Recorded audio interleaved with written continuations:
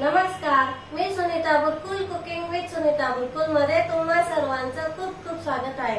उन्हाळा चालू आहे, आपण उन्हाळ्याचे पारंपरिक पद्धतीचे आपल्या शरीराला आतून थंडावा मिळणाऱ्या रेसिपी बघत आहोत। तर आजच्या रेसिपीचं नाव आहे आपलं सोलकढी। सोलकढीला लाल कलर नैसर्गिक कसा आणायचा ते आपण इथे काही टिप्स बघणार आहोत। तर व्हिडिओ तुम्ही शेवटपर्यंत बघा। चला तर मग व्हिडिओला सुरुवात करू।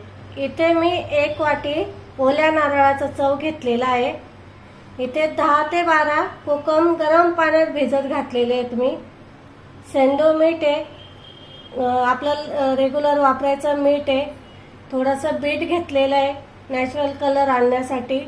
इथे 1 हिरवी मिरची, अद्रक थोडासा तुकडा घेतलेला आहे, 2 ते 3 लसणाच्या पाकळ्या घेतलेल्या आहे आणि लसूण आहे। हे बघा, इथे मी 1 वाटी नारळाचा चव घेतलेला आहे। आता त्याच्यामध्ये आपल्याला 1 वाटीच गरम पाणी टाकायचं आहे।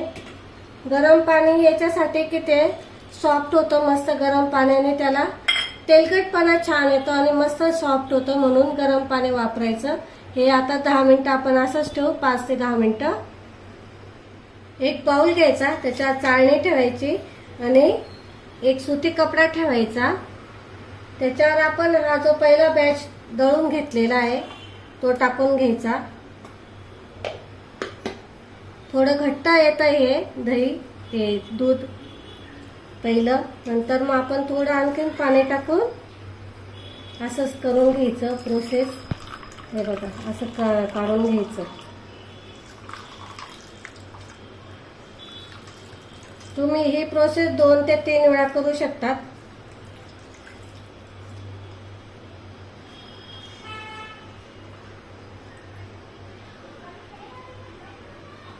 मस्त आपलं असं दाटसर दूध तयार झालेलं आहे। हे बघा, आपलं नारळाचं दूध असं मस्त तयार झालेलं आहे, बघू शकता तुम्ही। मस्त असं घट्ट, जास्त घट्टही नाही जास्त पातळही नाही। आता हा जो चव आहे हा तुम्ही भाजीला वगैरे कशातही वापरू शकतात। हा फेकून न देता फ्रीज मध्ये ठेवा आणि भाजीला वगैरे वापरू शकतात हा तुम्ही। हे आपले कोकम मस्त असे नरम झाले आहेत, भिजले गेले आहेत। आता याचा पल्प काढून घेऊ आपण। हे बघा, तुम्ही बघू शकता मस्त असा कलर आलेला आहे त्याचा। हे बघा, मस्त असं आपलं पल्प तयार झालेला आहे कोकमचा। आता आपण कोकमचं हे बाजूला ठेवू। तर हे जे आपलं कोकोनट आहे हे आपलं चांगलं भिजलं गेले। आता हे आपण मिक्सरला बारीक करून घेऊ। हे बघा, आपलं कोकम मस्त असं भिजलं गेलेलं आहे। आता हे आपण चाळणीने चाळून घेऊ। हे बघा, असं चाळून घ्यायचं आणि असं चमच्याच्या साहाय्याने असं दाबून घ्यायचं।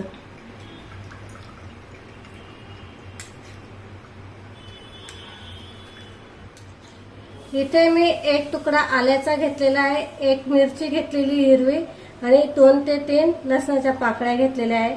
आता हे आपण सगळं बारीक करून घेतोय। अर्धा चमचा जिरं घेतलेलं आहे आणि हे अर्धा तुकडा बीटचा घेतलेला आहे, जेणेकरून त्याला नॅचरल कलर येईल असं। आता हे आपण बारीक करून घेऊ थोडं पाणी टाकून सनी। आता आपण याच्यामध्ये हे जे कोकमचं आपण करून घेतले पल्प तो टाकायचा आहे। मी इथे 3 ते 4 चमचे टाकते। त्याचनुसार थोडंसं आपलं साधं मीठ घेतलेलं आहे। हे आपलं सेंधव मीठ आहे। आणि आता आपण हे जे वाटण करून घेतलं हे टाकायचंय आपल्याला। चाळणी घ्यायची, चाळणीच्या साहाय्याने असं चाळून घ्यायचं सगळं, म्हणजे जेणेकरून आपलं ते अद्रकचं किंवा लसणाचं असं काही असेल ना तर ते निघून जातं। असे धागे वगैरे असतात ना, मग ते असं दाबून दाबून त्याच्यातलं सगळा पल्प काढून घ्यायचा आपल्याला। हे बघा, बघू शकता तुम्ही। मी इथे तुम्हाला एक टिप सांगितली होती, ती म्हणजे बीटचा वापर केलेला आहे आपण, त्याच्यामुळे बघा किती छान कलर आलेला आहे।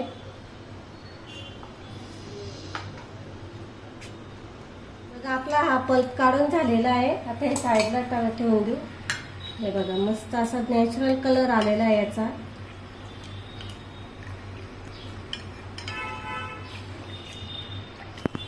हे बघा मस्त छानसा असा कलर आलेला आहे, बघू शकता तुम्ही. गार्निशिंग साठी बघा कोथिंबीर टाकायची. झाली आपली सोलकढी तयार झालेली. आता हे आपण ग्लासमध्ये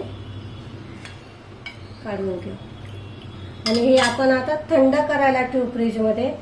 एक 10 ते 15 मिनिटं किंवा तुम्ही अर्धा एक तास ठेवला तरी चालेल. असं काही मसालेदार वगैरे असे चमचमीत स्वयंपाक जर केला ना, त्याच्याबरोबर ही सोलकढी झालीच पाहिजे. खूप छान चव येते, मग पूर्ण स्वयंपाकाची टेस्टच वेगळी येते. मग त्याच्यामुळे असं वाटतं की काहीतरी वेगळं खाल्लंय, एकदम हॉटेलसारखं वाटतं. आणि तुम्ही बघाल तर ही पूर्ण हॉटेलसारखीच चव आलेली, कलर बी तसाच आलेला आहे.